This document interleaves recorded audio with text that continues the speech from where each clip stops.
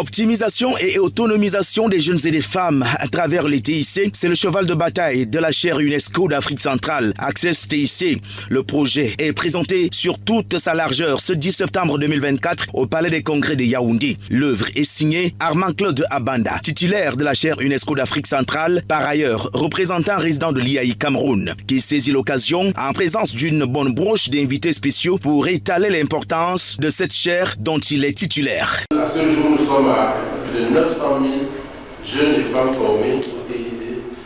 Les invités spéciaux sont émerveillés par le contenu proposé et encouragent le projet.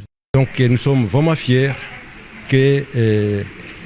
d'avoir au Cameroun, en Afrique centrale, une chaire UNESCO sur les TIC, les technologies de l'information et de la communication, et particulièrement dédiée aux jeunes et aux femmes.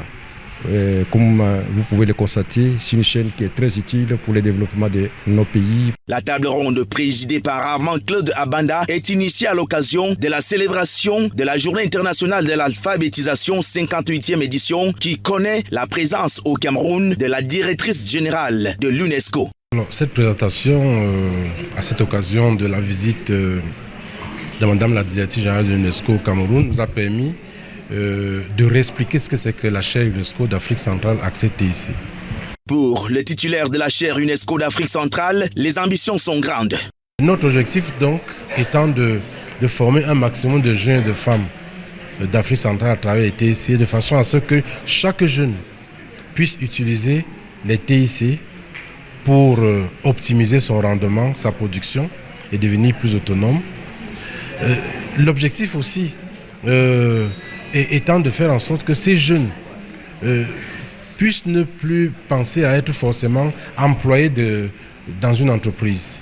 Et donc, nous essayons de faire en sorte qu'au début de chaque formation, un jeune ou une femme qui est formé puisse se faire accompagner pour qu'à la fin de la formation, il ait une entreprise clé en main. En rappel, la chaire UNESCO d'Afrique centrale Access TIC compte 10 pays africains dans son registre actuel.